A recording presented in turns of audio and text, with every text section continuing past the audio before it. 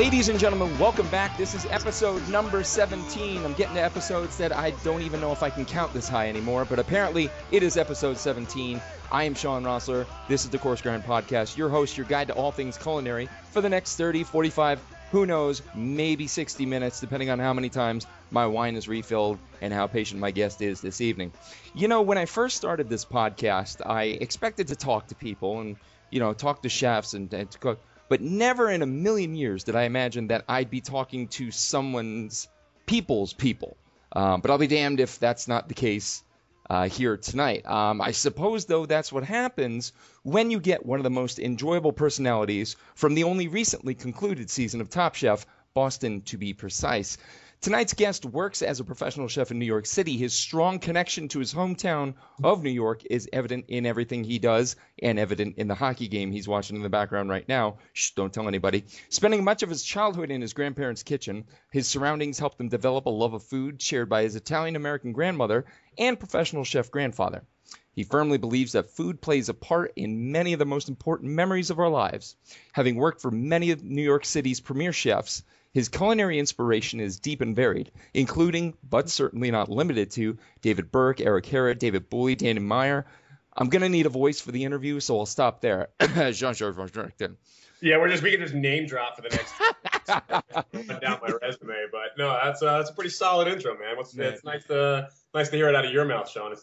Absolutely. And humility, a relentless thirst for knowledge, and a sharp knife, all things he believes that are required to get you started and be successful. And honest to God, we saw all of that this season, made him one of the season's most endearing personalities. Ladies and gentlemen, and everyone in between, my guest this evening, the victory flag waving, bandana wearing, people's favorite with his heart on his chef white sleeves, from Top Chef Boston, Chef Adam Harvey. How you doing, sir?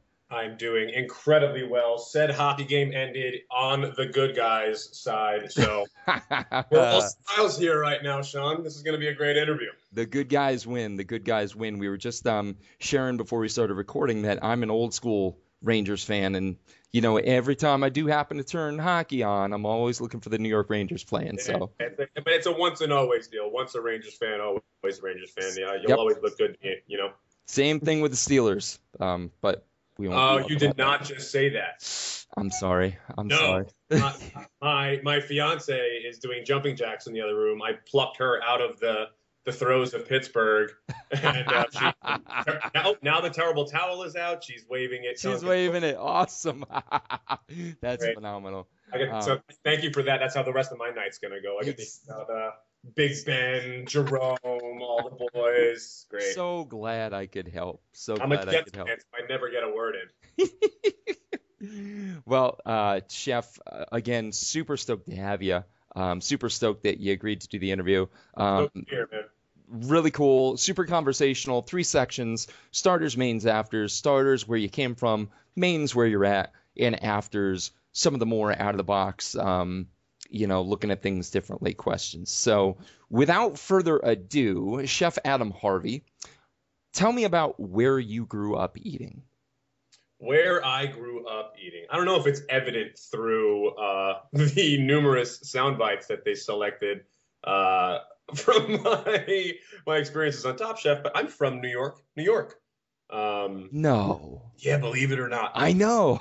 there's many tattoos on me that speak to that because, Sean, I got to tell you, I'm a very proud New Yorker. And it's easy to get lost in the stereotypes that are portrayed through the, hey, I'm fucking walking here kind of to the, my upbringing directly speaks to the melting pot of this city. Where I grew up eating was in my grandparents' kitchen. My grandmother was the daughter of an Italian immigrant family through Ellis Island. My grandfather met her during World War II on shore leave. He was a good old boy from the panhandle of Florida. And after his discharge in the war, he came back. He denounced his Southern Baptist faith, joined the ranks of the Roman Catholics, and married his Italian belle. And it was in their kitchen growing up, man. I mean, he ended up by the time he retired, he had been cooking for over 55 years. So, with his experience and my grandmother's constant nagging that he wasn't slicing the garlic thin enough, I got to see what loving food as your one and only was at a very, very young age. So, while I didn't necessarily embrace the idea of cooking professionally until way later in life, a lot later than so many of the kids these days are getting into it now. But those formative years back in their kitchen, fried whiting and tartar sauce, fresh made manicotti, polenta on the night of is creamy. It's set up and fried with garlic and chili flake for breakfast the next day. My most fond dining experience memory from my childhood is it's an easy one because I showed up to my grandparents' kitchen before the bus was. My mom raised me as a single mother, a very hardworking single mother, and she would drop me off at my grandparents' place where the bus would pick me up to take me to school. So I sit down. It's like, what's up, geezer? That was my grandfather's nickname. What's up, geezer? What's up, Nana? And he just goes, hey, boy, how many pancakes do you think you can eat this morning? And I was like, are you fucking kidding me? This is like, I'm 9 at the time. I'm like, I don't know. How big are they? Shows me with his hands. I'd say about the size of like a standard size bar coaster. So not quite silver dollars, but not quite your standard flapjack size. Okay. And after about 6 seconds of deliberation, I was like 65 of them. My grandfather made me 65 fucking pancakes. Shut up. 65 pancakes? They stacked so high at one point that he was afraid they were going to topple, so he put them in another pile next to it. Unfortunately, he's not here with us any longer, but I like to believe that I ate all 65 of them and then rolled my fat ass onto the bus and got to school that day. But I mean, that was the kind, I was spoiled rotten in terms of my culinary upbringing. These, those moments are the things that I cherish endlessly because they really formed who I am as a man today. Yeah. And I mean, you find that, and this is not to pigeonhole or to corner the if you will, and I say this lovingly, the stereotype of the New York Italian raised up, but there's a lot of beauty to that, and 100%. That's an amazing background. I mean, I didn't necessarily have, the grandparent, I'm like German Native American shithouse mess that I am, there wasn't really that experience, but anytime, even my brother-in-law, he wears goggles to make sauce, it's straight up Jersey Italian. And there's this bond, there's this connect that I don't think you find anywhere else. And it sounds like that's true with you. Because when you're looking at these recipes from your family's history, if you fuck it up now, yeah, even if your nonna, your nana is not around to taste it, mm-hmm. She's looking down at you like, hey, knucklehead. Yep. Stop putting too much salt in the water. Like it's a deeper connection than just, pulling something off the interwebs.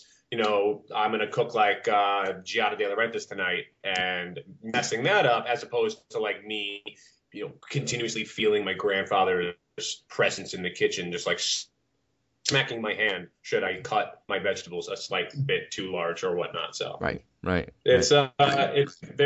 amazing memories to hold on to.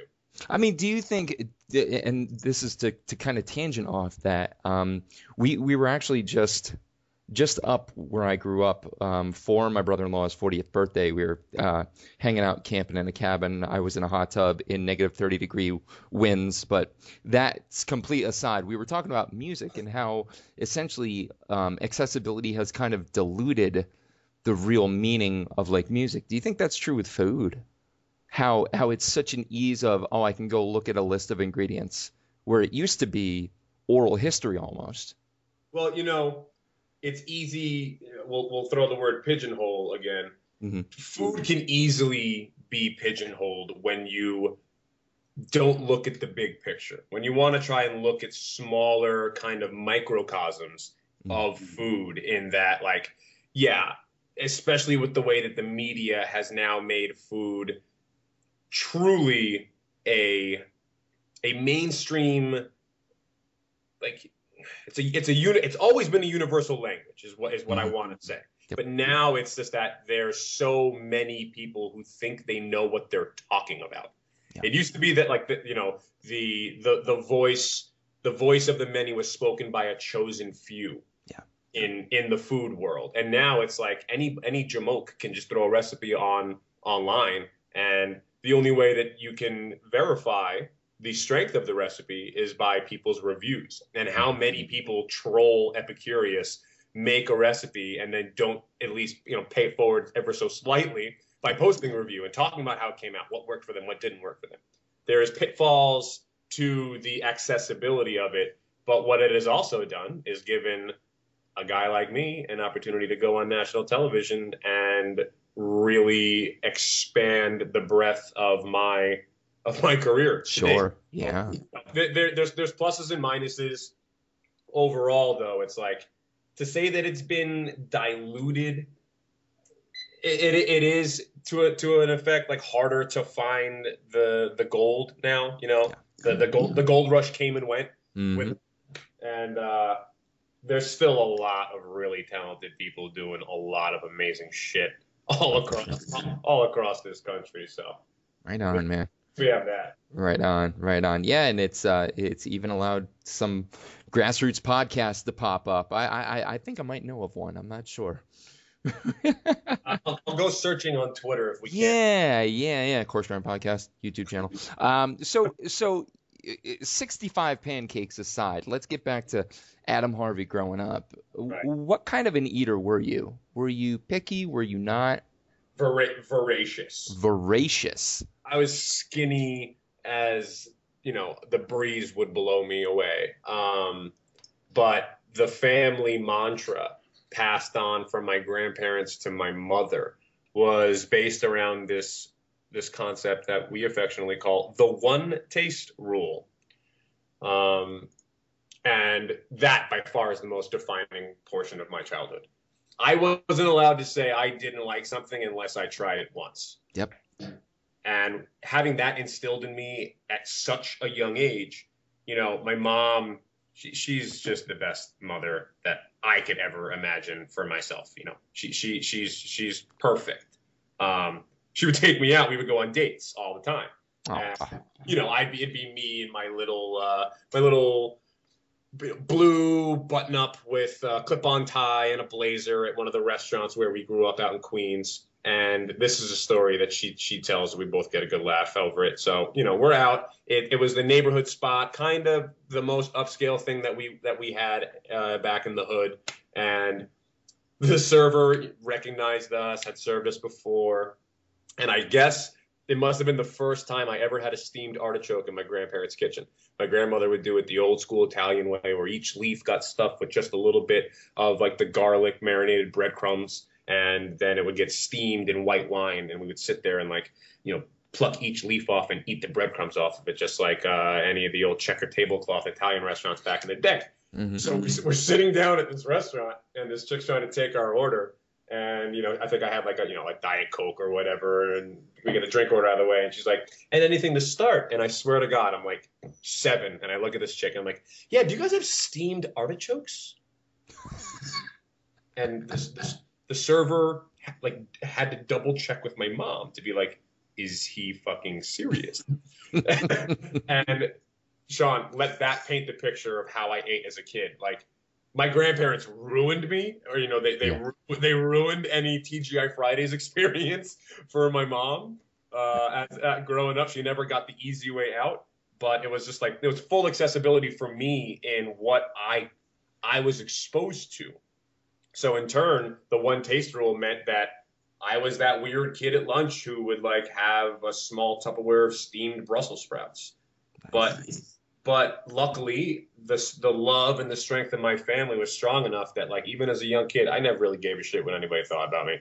Just never really have. Don't ever think I really will. because I know that there's just a couple of people in my life who care enough that it's those relationships to me that matter way more than any hater could try to bring it down. Absolutely, dude. And I said it in the intro about the heart on your sleeve, but I mean, you can see when people aren't just doing it from their hands or aren't just doing it from their minds, they're doing it from their guts, from their heart, and that comes through. I mean, that's something you see. So I don't think that's getting by anybody there. I certainly appreciate that. Yeah. You know, it was a great. When we get to Top Chef, we can talk about what a fuck-ass crazy opportunity that was. But yeah, man, you know, being true to myself, that as cliche as it is, what I find is that with greater exposure, there are some people who shall remain nameless that I don't necessarily know how true to themselves they remain as they get on a higher profile platform, on a higher profile stage. So.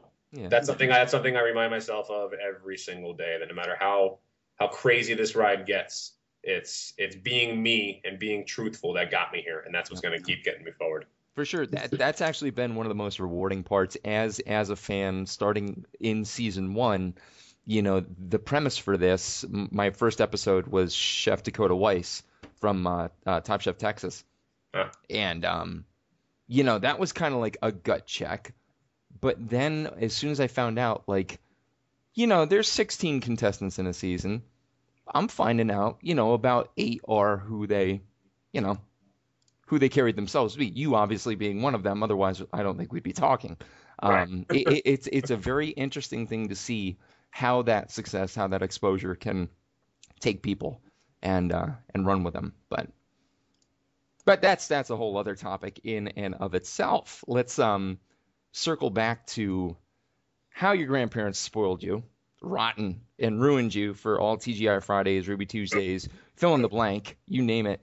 Are there any childhood foods that you think back to, and it's probably going to come from those grandparents, that you just missed? Like there's a pain that you feel when you think about them.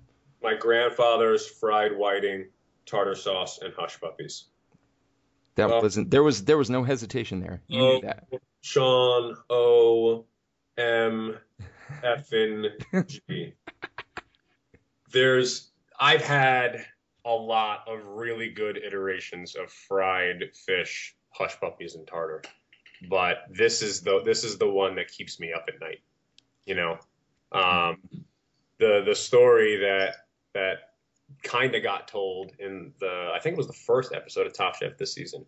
And I spin off of it all the time. I do all kinds of like fish and chips or fish and hush puppies, and I got my own version of it, which I like to think is almost as good. But my grandfather and I would go. He took me fit. He was the male role model of my life. He was my guy. He was essentially he did double duty. He raised my mother and her brother, and then he stepped up to the plate and raised me as his son. And he would take me out to Jones Beach. We would either go all the way out on the island and go like shore casting, where we never caught anything, yet we would continue to go out and shore cast. But the more fruitful journeys were out of Sheep's Head Bay. But we would go shore casting, and sure as shit, I would go bright-eyed and bushy-tailed, because I knew that if we didn't catch anything, it meant we would stop at the fishmonger on the way home, pick up some whiting, and I was getting fried whiting and hush puppies that night.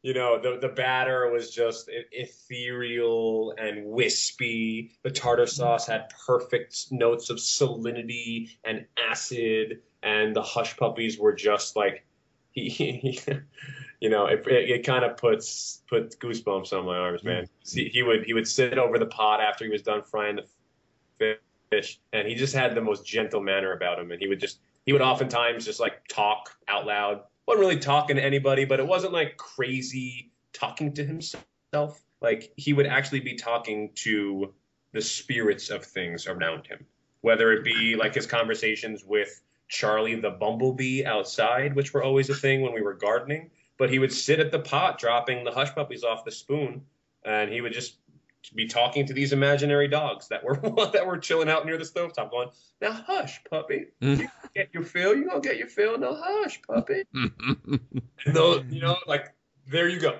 That's Is great. why that there is no hesitation in giving you why that dish like sticks out more than any other one. And you said that you've tried and you've gotten it close. Would you ever want to match it, or do you think it's best kept? When it comes to my grandfather's recipes, I've given up trying to match them because what I found through now many years of trying that we spoke the same language in that we're both chefs, but we spoke very different dialects. You know, he learned how to cook on a battleship in World War II. Dried spices were his jump off, like his jump off. Dried parsley, dried oregano, Bell's seasoning, dried thyme. I would never, I never use dried thyme like out of the shaker in anything ever. And it's why like my Thanksgiving bread stuffing never comes out as good as my grandfather's. And I'm reminded every single year by my grandmother and mother that it's good, but you know, they are my harshest critics and my biggest fans. That's Awesome. But you know, it's like he had his own way of doing it, and I just try to honor it by cooking, like you said, man. I put my heart on my sleeve, and I think of him, and to me, it's as close as I'll get, but it makes me happy as a clam, man. Definitely, dude. And that's you know at the core of this podcast conceptually. You know, I always wanted to be talking to people who don't look at food as just fuel that goes in point A and comes out point B, that it's art, that it's soul, that it's humanity. And yeah, I'm for sure just that story alone. I mean, that's a hell of a story. And like I said, it came through when you cook with emotion. I think that seasons it better than anything that you could ever add. So It's real, man. It's just real. yeah, right on. So when was the moment, you know, and I'm gonna imagine you looked at your grandfather and said, shit, I want to do this for a living. You are so wrong. Really? You are so wrong. I like being wrong. Who was it? I was down at the prestigious University of Miami, Florida, and I was on a pre-med track, a double major, biology and exercise physiology. And things were going well, you know, I couldn't complain. It was definitely a struggle to find motivation to go to class all the time, having spent 18 years in New York City. And then it was like, oh my God, I'm going to go as far away as possible where there are tons of palm trees and these things called beaches that I hear are supposed to be really nice. But I was working as a waiter for some additional cash as I was going through my freshman year. And freshman year was all good. Sophomore year was all good. I started hanging out with the dudes at the restaurant a bit more. And then like first semester, my junior year, I need to cut back. It was during my sophomore year that like Chappelle Show and South Park were just killing the 10 to 11 o'clock hour. And what my roommate at the time and we both watched a lot of the old school food personalities. So he had nothing to do with food in terms of like a profession. But, you know, we could relate because we both grew up watching Julia, watching Frugal Gourmet, watching Jan Can Cook. And we were total collegiate. Do I want to admit to my illegal activities? Of course. We would sit and get ripped as all get out watching the Japanese version. The original Iron Chefs. Holy shit. I have to tell you something, and later on Facebook I'll send you a picture. At one point, I was the #1 fan on the official Iron Chef Japan site. I have a 4-piece art collection downstairs with all 4 final Iron Chefs autographs on them. Oh my God, dude! So so you played the drinking game, is what I'm hearing. We played the drinking game, but then that became like, yo, why don't we try to do our own like, what was the Publix? We would do like our own Publix Iron Chef. Where a friend would go in the grocery store, pick out an ingredient, we would run in behind them and be like, all right, real talk, let's make this happen. Yeah. They picked out the ingredient, and we would run home and do a dinner. And then as we both figured out that, hey, we kind of make some things that are beyond edible, like they're good. Yeah. We were just pulling recipes from the old Food Network website and cooking for a significant gathering of friends every Wednesday for a South Park and Chappelle show. And as the weeks went on, people started coming up to me saying, God damn, dude, that was like delicious. Like you're onto something here. You might have this. And the tipping point was getting invited by the sushi chefs at the Japanese restaurant that I worked as a floor server, as just like a captain, if you would, whatever the position was. Mm-hmm. They invited me to play poker. And I spent 5 hours with nothing short of like the Tony Bourdain pirate stereotype cooks, and it ruined my life. Yeah. I knew that there was never going to be a moment that I didn't want to live the life that these guys had. I've never been into like really treating myself all that well, so the deprivation of sleep didn't seem to bother me. The party lifestyle, this is back in the early 2000s. The party lifestyle didn't bother me at all, and more than anything else, though, hearing them talk about food and talk about service, and as I knew service was just like the dredge of dealing with people's bullshit. And God, the one thing I hated more than anything was clearing plates of like people's eating food. I don't know. That's still like a pet peeve of mine. I just don't like it. I don't like touching it. I will pay people as much as I need to not have to do it. Hanging out with them, that put all the gears in motion. And then I started picking up one shift a week, making the boxed green salads with the ginger dressing. And while I still worked 5 days on the floor. And then that turned into 4 days and 2 days. Then that turned into 3 days and 3 days. And by the end of it all, the phone call to my folks saying, hey, guys, guess what? Second semester junior year, I'm really not feeling school anymore. And I am going to do whatever I have to do to get myself into the Culinary Institute of America, as the phone was hung up on me right away. Wow.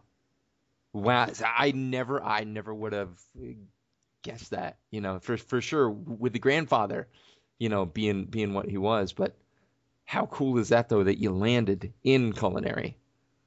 It is funny the way the world works, man. It is totally, it's a riot for sure.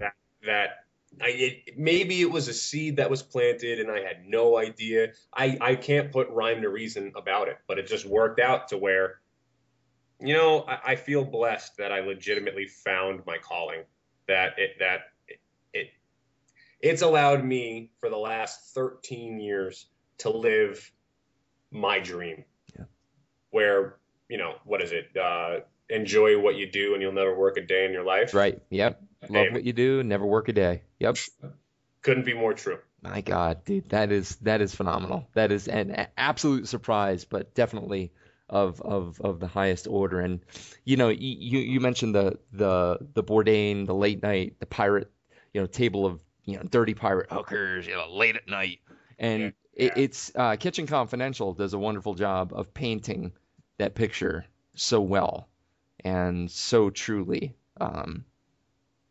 But you ended up falling into your calling, man. That's unbelievable.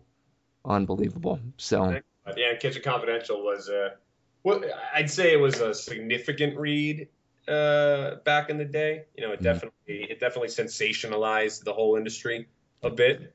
But to look at a guy like Bourdain, who's just paved the way for every single piece of food television since A Cook's Tour. He's somebody I hold in incredibly high regard. Yep, absolutely. An OG, if you will. Yes, he is an OG. Like your Julias, your Jeff Smiths, your Yans. I definitely toss Bourdain on that required reading list. Without a doubt. Without a doubt. So that kind of brings us forward. So, 13 years doing what you love, not working a day in your life. When you're going about your day-to-day now, where would you say you pull from the most for culinary inspiration? My own fucked up headspace. It's like I have a cookbook collection that would make a lot of people drool. It's where most of my money that didn't go to booze and drugs in my young cook years. We have this. We're afforded so many luxuries living in New York City. We have exposure to most of the sought after ingredients. We have incredible industry related retail. We have knife stores that make people travel across the world for. But we have one of the most exceptional cookbook stores all the way uptown called Kitchen Arts and Letters. If you're ever in New York, this is to anybody listening, get up there. They carry rare prints. They carry editions that are no longer in print. And then they just carry like every single cookbook you could ever imagine. And 13 years of cooking is equal to 13 years of reading. And I'll tell you, man, in this industry, unless you're a guy like Ferran, or you're the Mugaritzes, you're the Rene Redzepis of the world, you're not coming up with anything truly new. Mm-hmm. The techniques have all been done. It is simply the combinations of flavors, the combinations of techniques, and their presentation. And I pride myself on my knowledge that I've gained through my own hard work by reading. But frankly, the people that I've worked for are the most important piece into where. So that's the answer. Where do I draw my inspiration from? From the incredibly talented people I've had the opportunity to work for, because they in turn have invested in me building my crazy fucked up headspace. I love it. That's about as rock solid an answer as you get.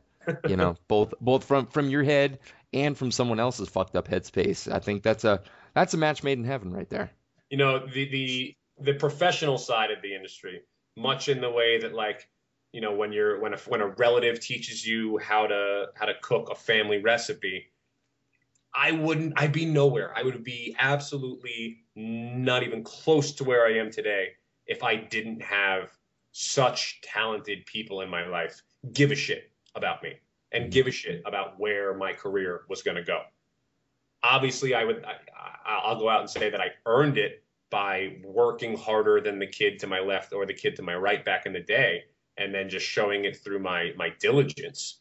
But without them, without chefs in my past, and now what I'm trying to do in turn with anybody who I've had the opportunity to teach or who has worked for me, paying it forward is the only way that we keep this train rolling. Yeah. For sure.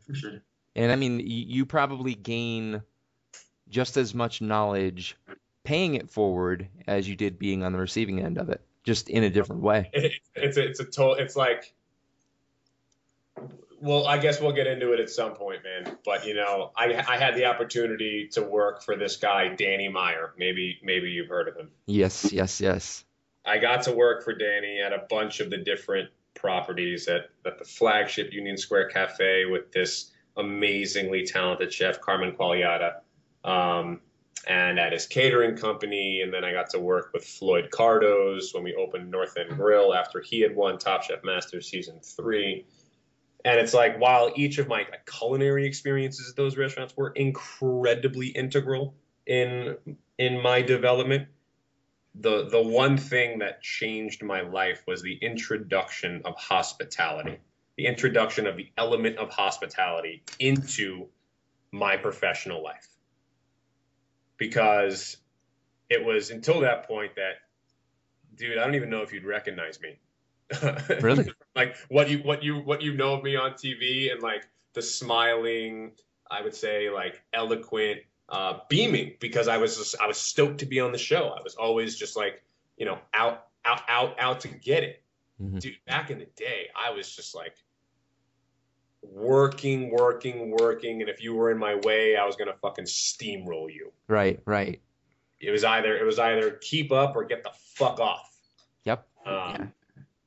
And see, that's been a topic that has come up so often on this podcast, and for me in general, for me, the customer service, the hospitality aspect is like the third seasoning that comes standard on your table: salt, pepper, and service.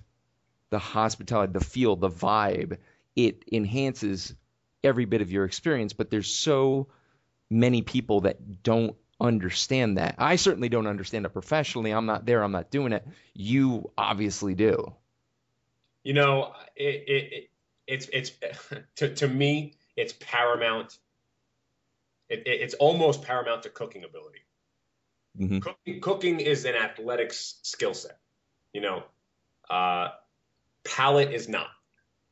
So you can simply refine a palate. It's very difficult to teach someone who doesn't intrinsically have that, like, okay, this tastes good together, this doesn't taste good together, Mm-hmm. Teach someone how to bounce around a kitchen. You can teach a monkey how to work a saute station, straight up. But giving a shit is so difficult. It's so difficult for so many people, and learning how to make it matter in my daily schedule was the biggest change. Mm-hmm. Was the most important thing. When was it that hit you, that you looked at it and you went, wow, this needs to be part of what I do? I had just left a job that will remain nameless at this point, where hospitality, let's just say that hospitality wasn't present. Mm-hmm. I had been there for about 8 months, and it was just a wild ride and fucking crazy.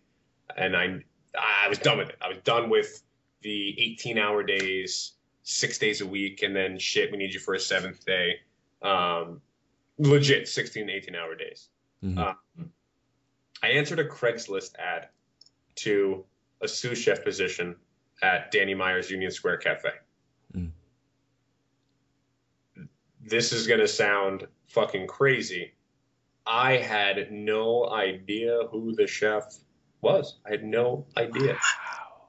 I had no idea. I kind of knew who Danny Meyer was. I kind of knew. But in the chef circle that like I rolled in, it was like fine dining at that point. I had my head down, man. I wasn't out and about eating at like these. I wasn't eating at Gramercy Tavern. I wasn't eating at 11 Madison Park or Tabla or Union Square Cafe or any of those restaurants back in the day. That just wasn't in my bag. Those are every single one of those restaurants I just named was above 14th Street. So like, I was too cool for school. I was just like, I was buried in the downtown element. And when I went in and did like a kitchen stage, a trail for the day, and saw a kitchen from the top down, from the chef down, full of smiling faces, not just on the lunch service, because lunch is usually kind of for candy asses, but during dinner service as well. People were just vibing, having fun. I was like, what is this? What is this fun? What the fuck? What's going on? And I almost went running, kicking and screaming out the door. But a solid talk with Chef Carmen, and that was where everything changed for the better, man. Everything. That's awesome. And I mean, there is exactly where you see the difference between people preparing food and food as art, as a love, as a feeling. And I think, like you said before, if you love what you do, you never work. Clearly, those people weren't working then. They were enjoying where they were at. It would be naive not to throw out there that like there are probably other industries that you could say the love what you do, you never work, but it's in cooking. I do need to clarify. It's a little different. You love the work. Mm-hmm. Mm-hmm. It's definitely not an industry where it's not blood, sweat, and tears, and then after that, more blood, sweat, and tears. Right. It's loving the getting there. It's the love of the journey. Wow. And Wow. the people at every stop along the way, in all of my time spent at Union Square Hospitality Group, were about it, man. They hired good people, and it showed in everything. And the fact that Union Square Cafe is closing this year is fucking bananas. I still am having a hard time wrapping my head around it. Unreal. It speaks to the landscape, the somewhat unsettling landscape of the restaurant scene in New York and Manhattan more than anywhere else right now, and it's just fucking crazy. It really is. That's a shame. But you folks listening, you heard it here once again. Hospitality. If you don't have it, you're missing something completely. Read a book, Setting the Table, Danny Meyer. Read a book. It matters. You can learn something. Setting the Table. Got it. I hear the pencil scribbling it down. I would love one night to actually stream the video of my scrawling as I interview, because I always print off the sheet and I sit here and I take notes as I go. By the end of it, it looks like a nightmare. It looks like Van Gogh was on acid, like writing on it. It's horrible, but somehow I can always filter through it. Time lapse Instagram jams where you can speed up all the nonsense in the middle, show the beginning and then the end product. Yep. You don't give away how it's done, but they'll just look at the end and be like, this guy's fucking genius. Secret or crazy or both. I don't know. I think you have to be one to be the other. Totally. Absolutely. So Danny Meyer, Setting the Table, and dude, this has been a significantly long tangent. I have no idea what the fucking question was. Believe it or not, I do. Well, watch how I work this shit. So, with these people that influenced you, what would you say over this course of your inspiration of your career to date has been your most significant creation yourself? Is there one thing that you hang your hat on right now? You talking about my most significant culinary creation? Yeah, culinary creation. It's as crazy as this is. It's tough for me to say what my most significant culinary creation is, and how it would relate to me. Right. Because it's more about how it affects the people that I feed. Two things immediately come to mind. I got to feed my grandfather as a sous chef at David Burke and Donatella, a restaurant I worked at way back. And I got to see a man that was as tough as the day is long, weep like a baby in the dining room of a restaurant. I don't even remember what I fucking served him. It was that long ago. I honestly don't remember what I served him.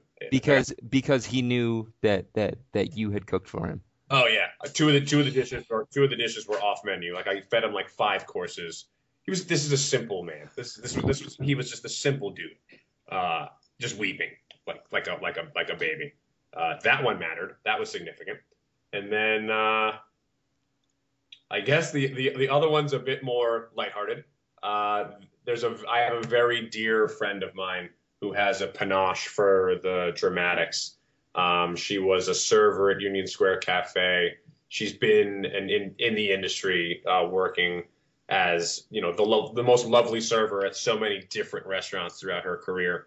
And she talks about this fucking bruschetta that I made, and it's not a bruschetta. It's the fucking bruschetta that I made. Because it was in season at Union Square Cafe mattered more than anything, because we were so close to the Union Square Green Market.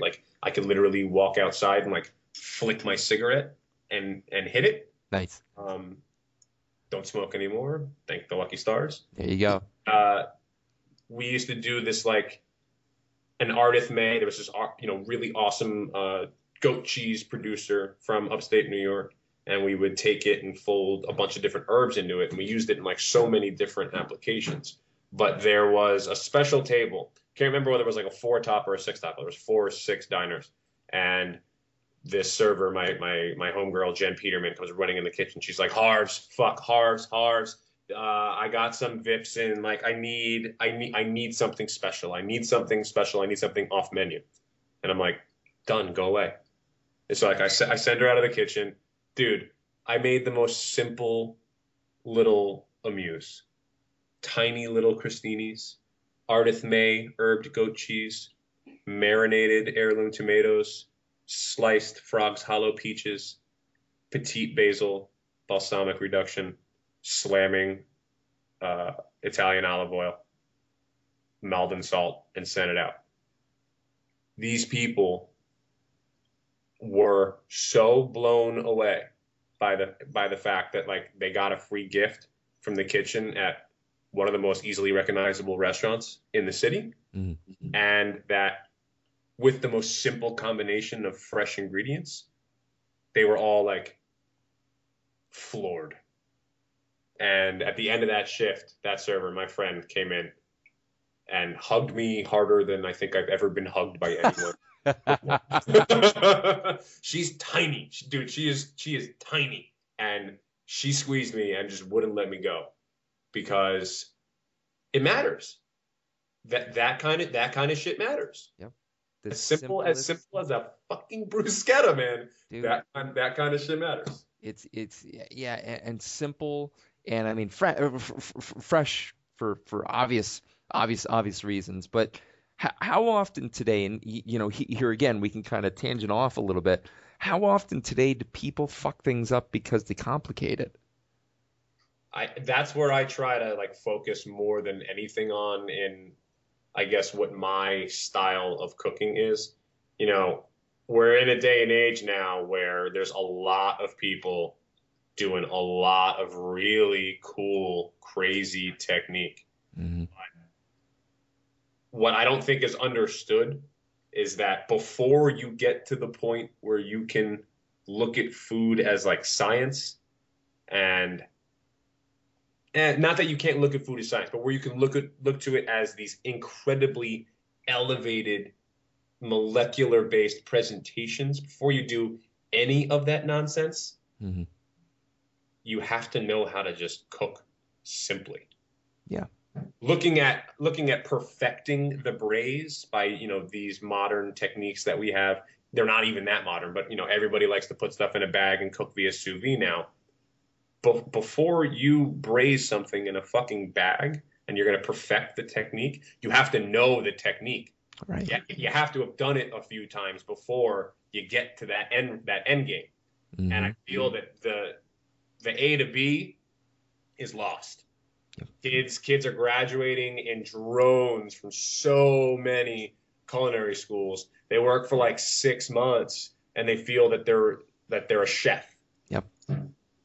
They want their TV show. They want their crack at when they haven't put in the work. They haven't gotten their stripes. You know, it's a feeling of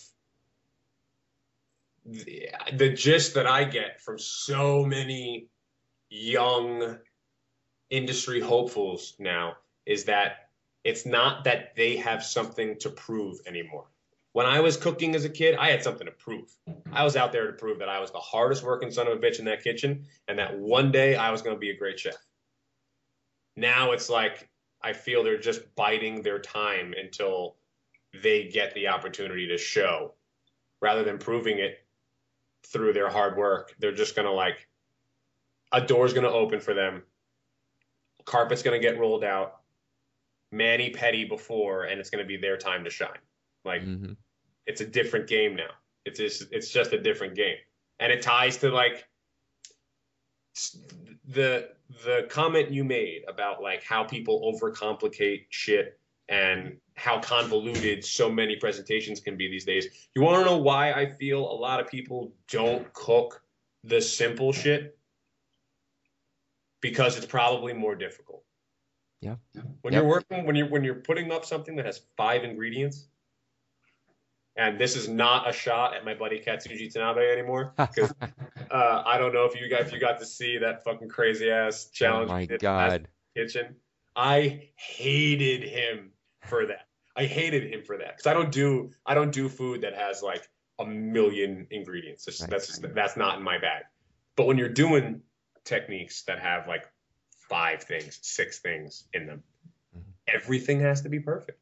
Yep. Everything has to be to the T. You got to dot the I's and cross the T's. Nothing can be even slightly out of place. Who is it that the job interview to work in his kitchen? I think it's Keller, Hubert Keller. You have to make him an omelet, or is that Wolfgang Puck? One of the two. That's the interview process. Make me an omelet, and what is simple? It's eggs, it's butter, and it's technique. But it's so easy to fuck that up. It's not just technique; it's la technique. Mm-hmm, mm-hmm. And you go into any kitchen of merit across this country, and you ask about la technique. Mm-hmm. You ask those cooks about la technique, and you're sure to get a shot of Jameson put in front of you. Because la technique is real talk. That's not just like that's an old school line cook phrase where it's like, you would ace something. You're cooking 60 to 70 portions of something at a crazy busy restaurant, and you aced it. That's not just technique, homie. That's la technique. That's la technique. And an omelet, you're acing an omelet. That's la technique. Yeah. Which my wife will go on record as saying my omelets are good, but I would be shitting my pants, probably literally and figuratively, if I were to have to cook it for anybody who's been on this podcast, my wife aside. So, la technique. Pretension aside, I can't even tell you how many nightmarish brunch services I've worked in countless restaurants where I had to put out omelets. And you know how you get to Carnegie Hall? Practice. Yes, sir. Yeah, my limited time was doing breakfast and lunch for a seafood restaurant. Seafood restaurant / breakfast joint. So, but man, I mean, just there is no hell greater than brunch service. That's all I'm gonna say. No, you obviously you have a point, but yeah, no, it sucked. And anytime I saw Over Easy come back, it was like, all right, I'm gonna go out and smoke a cigarette first because I need to bring it down a little bit here. So cool, man. So what would you say, looking at the landscape? You mentioned how the scenery is changing, maybe not totally for the better in some ways. But what would you call the next big thing in food coming up? Do you see one coming? Is there one on the horizon that people don't know about? I can't claim to be a prophet by any means. What I can speak to is that having cooked in New York City for so long, we've got more restaurants closing. We've got almost as many restaurants closing now as we do opening. We're talking about a city of way too many fucking people. We have like 20,000 food service establishments between the 5 boroughs. 20,000.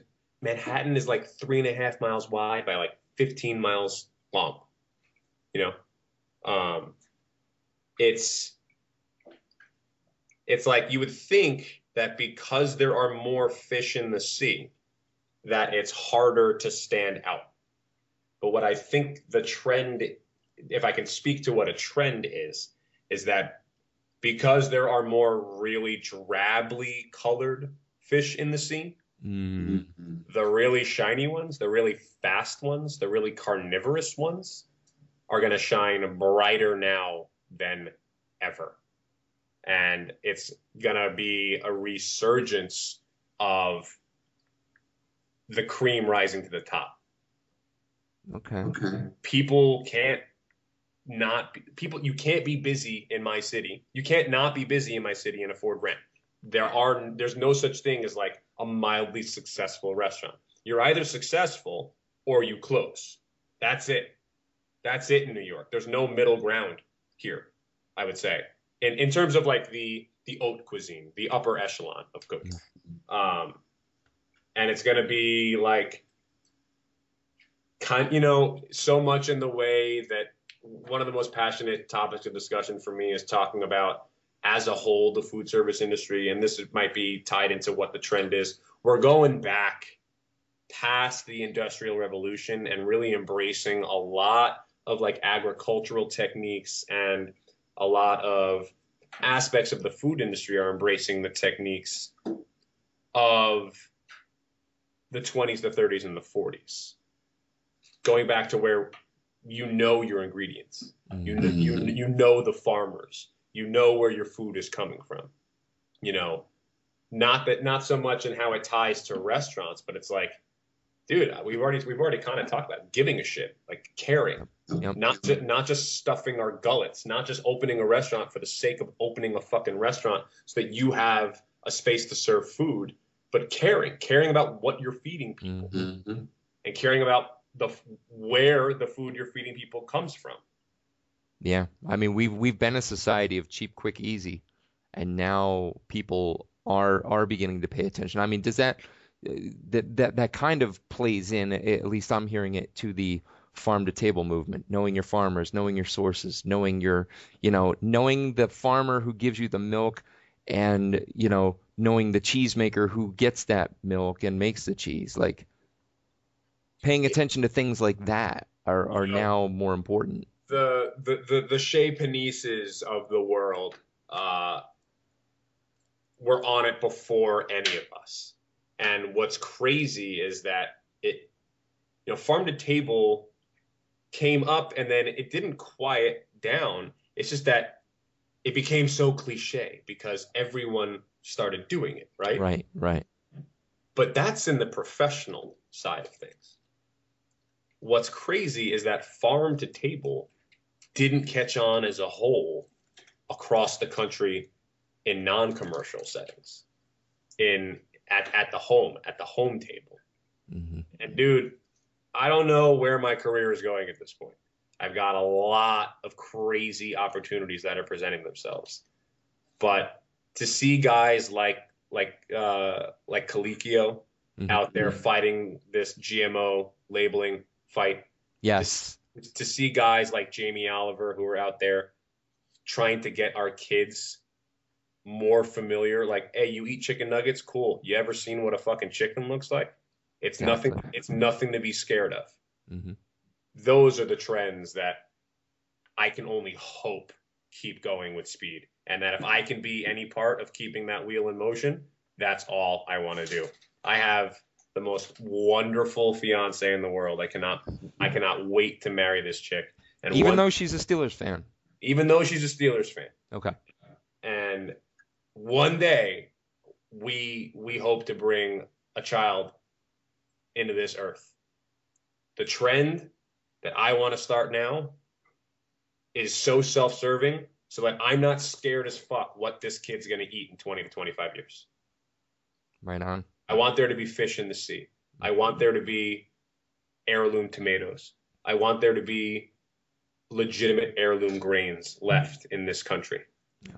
And the only way we preserve that is by starting now to educate.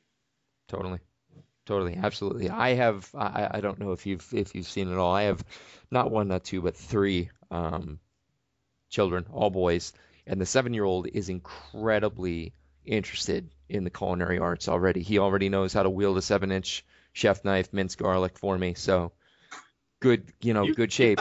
You gotta call me in-house. Yes, I do. But he's always asking questions. He's always asking about where does this come from? What part of the animal does it come from? And that makes me feel really good because as a kid, I'm going to throw myself under the bus here.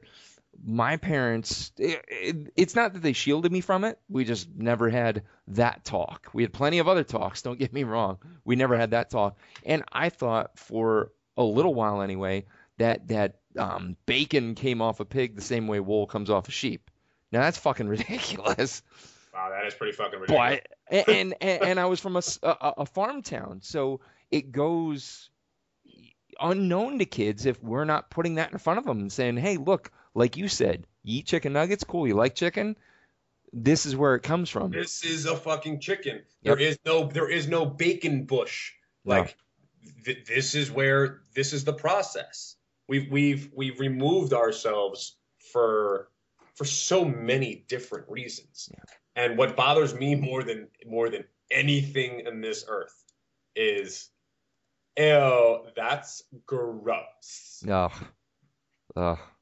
Drives me through the fucking roof. Yep. Because then it's like the second that gross was cooked, wrapped in seaweed and rice, and served with soy sauce alongside of it, you're like, oh my God, that's my jam. I love sushi. Delicious. Oh my God, this is fucking amazing. But you show them how it starts.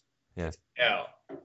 I don't even care. I want to see it. Don't touch it. It smells funny. It does smell funny. No, you're absolutely right. Absolutely right. You know, we take the kids to the fair and we walk through the livestock. And I love the so-called educated, you know, city folk sometimes, but they're not always city folk who go through and like, oh, this stinks. This smells horrible. You know, sure, to a degree, but do you like milk? Do you like beef? Do you like pork chops? It's a necessity. It's all there, man. So suck it up, Buttercup. Let's go for a walk. You know. Anywho, speaking of tangents, Jesus Christ. Yeah, dude, this is like, we could just call this one the tangent, right? The tangent. It will forever. Number 17 will forever be the tangent. So yeah, I mean, between sustainability of, you know, certain elements of farm to table and just overall education, I think like. Thank you for succinctly summarizing the three my 3-part answer. That's why I take notes, Adam. That's why I take notes. That's it. I got them right in front of me. That's freaking awesome. Is there anything going on today culinarily that you really just want to see go away? Like gone, like stop it, enough already?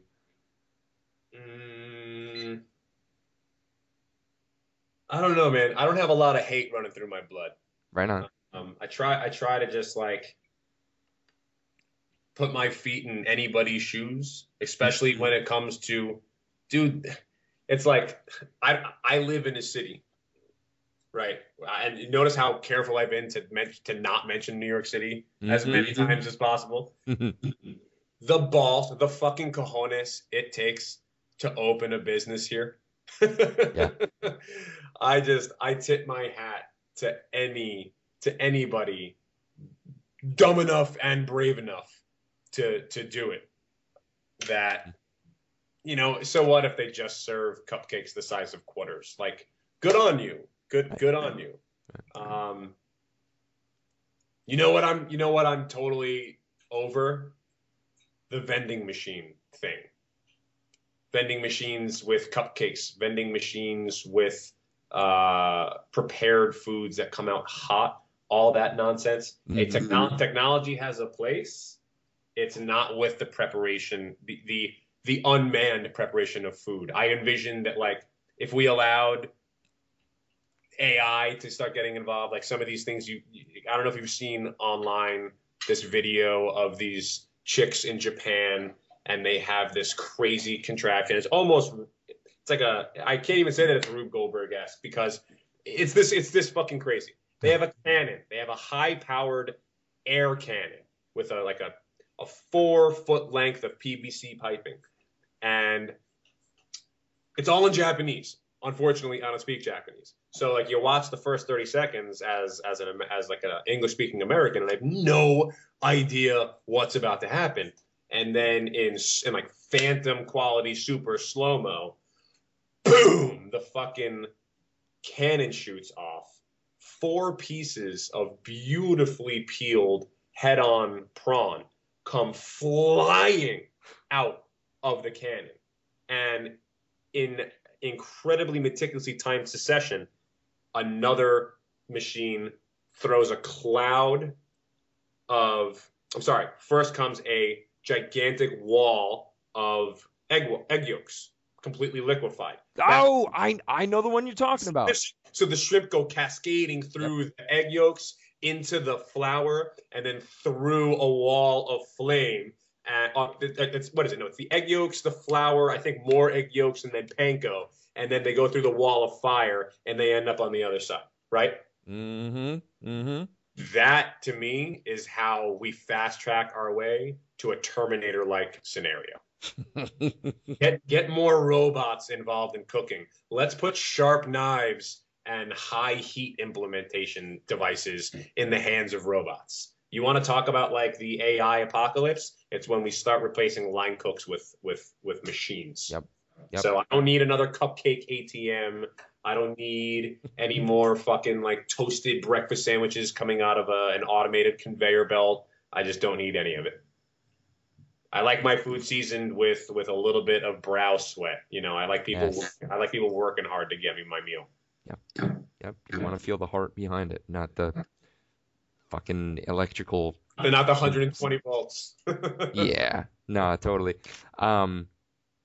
So career-wise, let's take a look. You've alluded to it, several times. Big things on the horizon. What's your 5-year plan?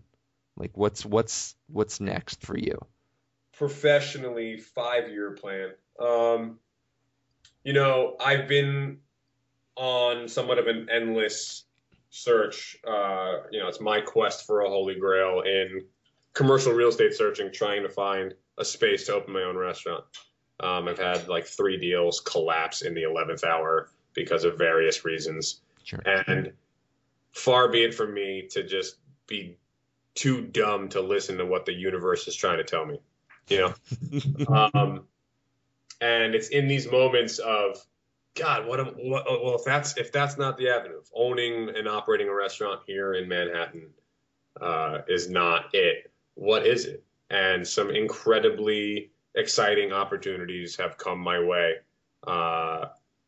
in avenues that I'd just be dumb to not entertain these things. People became enamored with my I would say my character, my charisma, who I am, and the manner that I can deliver certain performances, I guess. So we'll see, man. I have meetings after meetings after meetings with a whole bunch of people, and I'm trying to get the entire landscape in front of me before I figure what path I end up walking down. But not to say that if there's a television show with me being the host of it, or the featured person of it, would that be out of the question?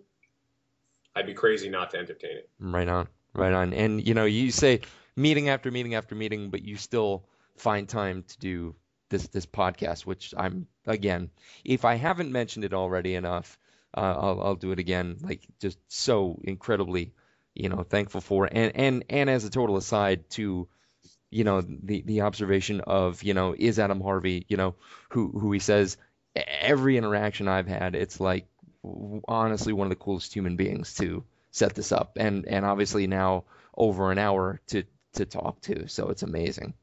Really cool. It's really cool to find someone that real. And I know, real is an overused word, but it definitely applies here. Oh, appreciate it, man. Yeah, man. Absolutely. It was certainly an easy decision. It was like I gave a couple of the podcasts a listen, and when you see, it's just good people doing good things, Sean.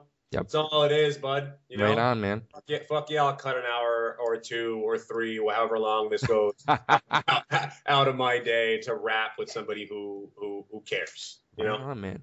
Totally appreciate it. Now, so with that,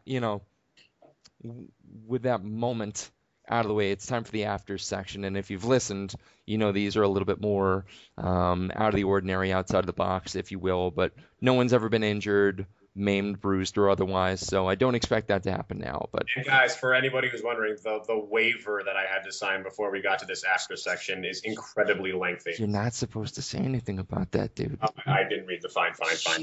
All right. So we can take that out in post-production. So anyway, Chef, I'm standing in your kitchen. You can pick if it's professionally or at home, whatever. What music do I hear? Biggie, yes. I mean, the mix would range through a multitude of genres. It would start with Biggie. It would be a lot of hip hop, because that's just my bag, babe. East But Coast. it would be big, most, Talib, a little Talib, some Nas, some Jigga. But there would also be like so many of the other musical influences that I had growing up. So, there'd be a lot of James Brown. There'd be a lot of Al. There'd be Alice in Chains. There'd be Aerosmith. The mix wouldn't make sense by any means, but it would vibe. Yeah, totally doesn't have to. It's not a plate we're talking about. We're talking about music. So 100%. it can go anywhere. Give me the loot, indeed. So how's your I kind of think I might know the answer to this already, but people have surprised me. How would you say your mouth is in the kitchen? That would be a different way. Yeah, I don't even know if they're still up on Yelp, but like you can go back. I worked at this place, North End Grill, that was a completely open kitchen, and I have many voices. One of them is my need to reach the cook at the end of the line in an open kitchen voice. And people loved the show. Oh my fucking God. Yeah. I got a mouth like a sailor. Do you have a word or phrase that you would consider yours or your go-to?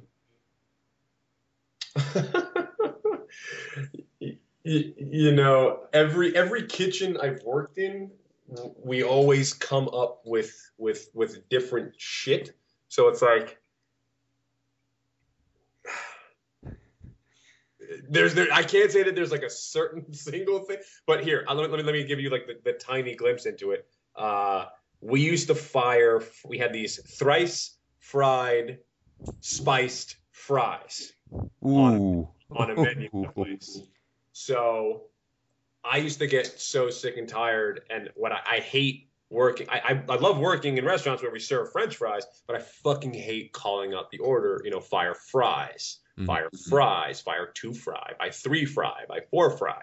So a buddy of mine who I was working with at the time, he owned a pizzeria in Connecticut, and the pizzeria's name was Bang Bang. And we were out drinking. We were out drinking one night. He's one of my best friends now. Huge, Yankee fans. We're always up in the Bronx together. And we might have been at a Yankee game. We might have been drinking late night. And I'm like, dude, I'm never calling fries ever again. I'm calling them Bang Bang. And I guarantee you, I'm gonna get every cook in the kitchen to know exactly what the fuck I'm talking about. You should have seen people dining at the dining counter as I'm like, hey, bud, fire 2 bang bang by 1 bang by 3 bang bang. So there were some Yelp reviews that people thought I was having like Tourette's, like complete fits. But I've always kept it loose. I've always kept it breezy. We always have fun in the kitchen. Nice, man. Super, super nice. Hey, so imagine this, if you will. Total hypothetical situation. You're going to be stranded on a deserted island, okay? You're only allowed to take 3 foods or food items with you. What would they be and why? I love this question. A fire stick. The little jammy with the scraper and the carbonized sticks that I can start a fire with no matter what. A machete. And as many Oreos as I'm allowed to bring to the island. Fucking Oreos! Regular or double stuff? Regular, man. I keep it old school. Wow, shit. I don't need why fuck with the ratio? Oh, see, I can't. Oh man, first the Steelers, now this. I can get enough of the filling with just the cookie as it was originally intended. I don't need to fuck with the recipe. All right, fair. My wife is gonna love that. She's gonna rub that shit in my face. See, you're stupid with your double stuff, fat boy. So it goes. You gluttonous American, you. I know, aren't I horrible? Christ, I'll go on The Biggest Loser next season. Promise. Is there still any food or any dish that makes your blood run a little cold? Do you think? Like for some, I've heard souffle mentioned, which that's kind of like a weird one off. But is there a dish or anything that, you know, when you hear it or you think about it, you're like, oh shit. I honestly can't say that there is. Right on. Because I've been put through the ringer in so many hellish situations where you have to make the most ridiculous of temperamental sauces. You know, not that I dread them, but what I have never been in a rush to like. No, you know, I can't even say that because I've made some cooks do some ridiculous shit in my day too. Yeah, no, there's really nothing. I'm not. Bring it, you know. Fuck, you want the most temperamental egg yolk and butter sauce that you got to hold. You make once at the beginning of service and you fucking run it all night. Like, yeah, I'll do it. Let's go. Balls to the wall, man. Balls to the fucking wall. I love it. Oh, man. I love it. Hey, have you ever had the chance to read Melanie Denea? No. My Last Supper, The Next Course. Oh, so, was My Last Supper the big book that talked about, it was each chef talking about? Yes. Yes. 50 chefs, same, and it's kind of where I got the inspiration for the podcast, the uniform set of questions asked to, you know, culinary artists. You know, so I kind of gleaned somewhat the idea from her, but yeah, the premise is simple. 50 top chefs asked, you're checking out tomorrow. You got one meal left. What's it going to be? Who's it going to be with? What music is going to be playing? All that kind of stuff. And there's actually a second volume that she put out, My Next Course, and it's got Marco Pierre White on the cover hiding behind a big round of bread. So definitely worth checking out. But with that said, I love Marco Pierre White, but just with there's an article that came out today where he's just like bashing on celebrity chefs, and it's not that I'm there yet. I don't consider myself a celebrity chef by any means, and hope that I never like fall into that category. I hope people would like recognize a little bit of my legitimacy. I just have a feeling that he would, if he ever even knew who I was, he would consider me like a fucking ass clown, which breaks my heart a little bit. Yeah, he's a hard. Bad motherfucker, dude. I read his autobiography. Holy shit. Yeah, dude, White Heat is one of my all-time faves. Good lord. I mean, but the guy's legit. Who made Ramsey and Batali cry like little bitches, you know, is the real deal. I could see Batali crying. I'm not like whoa by that, but Ramsey, for everything that, you know, for how society sees him, takes him in, that takes some balls. That takes some balls. So anyway, with all that aside, what would your Last Supper be? All right, Last Supper is at the formal dining room table in my grandparents' house back in Queens, with the full wall length of mirrors on the one side, the gigantic buffet adorned with like various pieces of fine china and only like a quarter of my grandmother's Yadro figurine collection. There's the cuckoo clock that my grandfather brought back from the war up there, and these gigantic prints. What are they? The ballerina series from Degas. She had huge versions of them hanging on either side of the doorway. But what was cool as shit about it was the doors were swinging kitchen doors into the kitchen where my grandfather and grandmother and I got to cook, and it'd be my immediate family. So I'd say me, my grandmother, my grandfather, my mother, my stepfather, and my woman, Kelly Jo. Nice. And we'd be listening. I'm going to be about me for a little bit. We'd be listening to that playlist that I mentioned to you before, you know. Nice. I imagine that the first song would actually be Nas, The Message, and we can just take it from there. And the meal would be beef tartare, super Frenchy, super traditional. I want capers, I want shallots, I want egg yolk, I want crostini, I want mustard, Nice olive oil, super simple. And then you want to come full circle, we'll go back. I want fried whiting. I want hush puppies. I want tartar sauce. And then dessert-wise,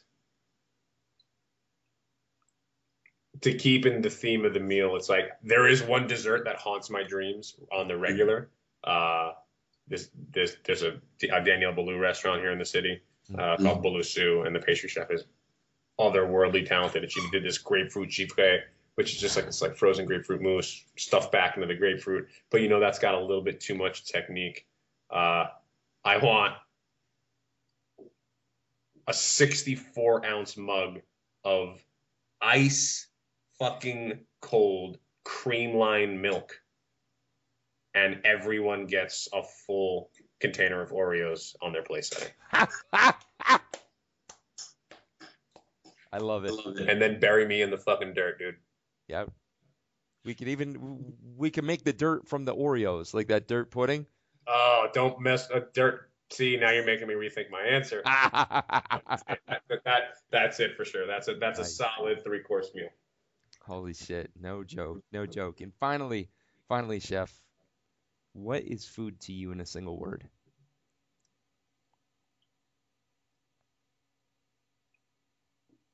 I know I'm running through all the cliches. Magic. Right on. Fucking magic. I don't think it has to be any more complicated than that. Magic. It just is. You take things from one state, completely transform them. And without saying a fucking, if you were sitting at a table and I didn't say a word and just served you what I thought you might like and did it with like love, that's magic, man. Yeah. You can't touch that. You can't feel that. That's not tangible. That's magic. It's the way a microwave works. It's fucking magic. Microwaves, how do they work? Right on, man. Right on. Well, I'm incredibly sad to say the more of these I do, the more crushed I am by the end. But that's our last question, bud. All good things come to an end, man. Yes, they do. Yes, they do. And this has certainly been a good thing. I've thanked you several times. I thank you again for taking the time. Thanks for having me, man. This has been a blast. Yeah, no problem, man. Thank you. Ladies and gentlemen, this has been episode number 17 of the Coarse Grind Podcast. My guest this evening has been the magnificent, hard-on-his chef white sleeve, Chef Adam Harvey from Top Chef Boston. You can catch him online at chefadamharvey.com, Chef Yaboyard on Twitter and Instagram, and Go Steelers, by the way. My producer has been Reverend Johnny Lamoria, a.k.a. Johnny Robinson. Be sure to check out his podcast, Cinematic Pig's Feet, as well as his Pleasure Saucer podcast, available on iTunes. I have been your host, creator, and guide to all things culinary, Sean Rossler.